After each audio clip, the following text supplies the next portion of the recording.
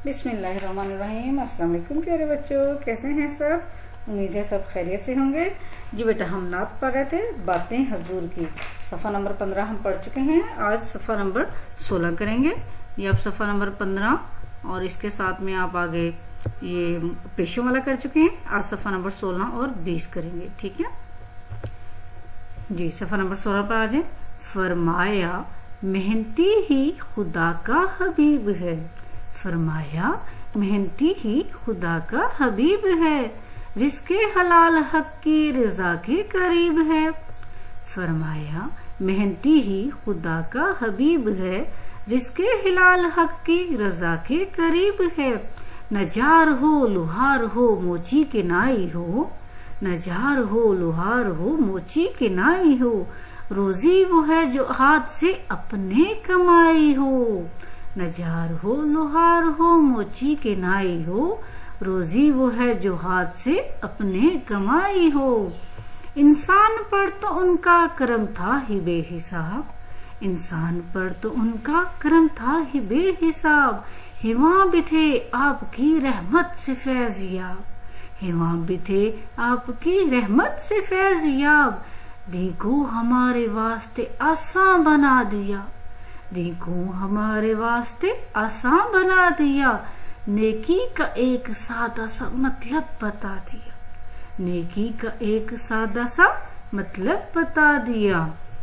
और आखिर में मैंने आपको बताया था, आखिर में राइटर का नाम होता है, राइटर होता है मुसन्निफ, और जो नज़म लिखने वाला होता है वो होता है शायर। तो यहाँ पे ये शायर है हमारे इसहाक जलालपुरी। इसहाक जलालपुरी ने ये नात लिखी है।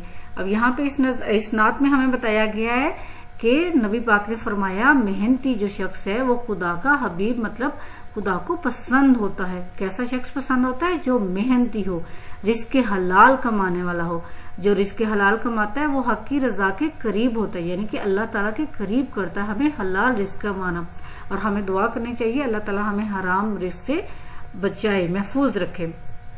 अब यहाँ पे उसने बताया ये पेशों के नाम बता दिए, नजार, लोहार, मोची, नाई, और बताया कि रोजी वही अच्छी है जो हाथ से अपने कमाई हो, किसी के आगे हाथ ना फैलाना पड़े, अपने हाथ से रोजी कमाई हो, वो बहुत अच्छी होती है।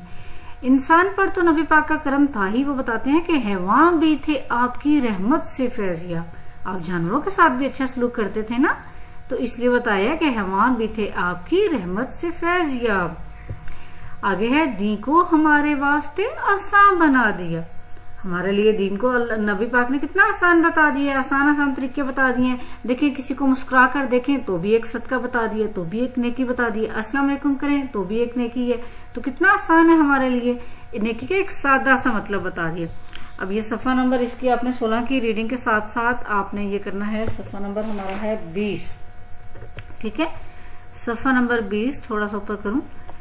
इसमें यहाँ पे छोटी ये और बड़ी ये का फर्क बताया गया है कि छोटी ये और बड़ी ये जब हरूफ के दरमियान में आते हैं तो इनकी शक्ल तो ये ही बन जाती है, मगर इनकी आवाजें अलग अलग होती हैं। कहीं पे ए की आवाज आती है, कहीं पे ई की आवाज आती है, ठीक है। आम तौर पर ये छोटी ये जो है जेर की और बड़ी ये ए जबर की आवाज देती है। मसलन आप लोग पैर और पीर एक तरह लिखती है ना, जब आपने दिल लिखना होता है पीर, और जब आपने अज़ा के नाम में पैर लिखना होता है तो एक ही तरह लिखती हैं। लेकिन फर्क यहाँ पे सिर्फ जेर और जबर का है, ठीक है। पीर में पे के नीचे जेर आ रही है और पैर में ऊपर जबर आ रही है। सिर्फ छोटी ये और बड़ी ये के फर्क से ये ई और ए और जबर और जेर की फर्क होता है। अब ये यहाँ पे हम थोड़ा सा लिखेंगे। सबसे पहले है हमारे पास चीज। अब चीज में जरा सा सोचें कि कौन सी ये आ रही है। ई की साउंड आ रही है ना, तो ई की साउंड में छोटी ये आएगी, चीज। आगे है चील, ठीक है, चील, इसमें छोटी ये आएगी, चील। अच्छा जी, आगे हमारे है खेल। खेल में किसकी आवाज आ रही है? खेल, ए की आवाज आ रही है, तो इसमें बड़ी ये आएगी, खेल, खेल। जीत, जीत में किसकी आवाज है? ई की, तो छोटी ये आएगी, जीत। मेज, मेज किसकी आवाज है? ए होता है बड़ी ये, मेज, इसमें बड़ी आएगी, मेज। थोड़ा सा नीचे आते हैं। बेर, बेर इसमें बड़ी है हमारी क्योंकि ए की आवाज आ रही है, बेर। कील, कील किसकी आवाज है? छोटी ए की, ई की आवाज आ रही है, कील। रेत, रेत में किसकी आवाज है? ए की, तो बड़ी ये आएगा रेत। जब आपने लफ्ज लिखने हैं, जब स्पेशली जब आप तोड़ और जोड़ करते हैं तब आपको खास ख्याल रखना है। तोड़ और जोड़ में आपके नंबर कट जाते हैं। तोड़ और जोड़ में आपने लफ्ज की आवाज की पहचान कर फिर आपने छोटी ए या बड़ी ए का इस्तेमाल करना है ताकि आपके तोड़ और जोड़ में गलती ना हो। ठीक है, अल्लाह हाफिज।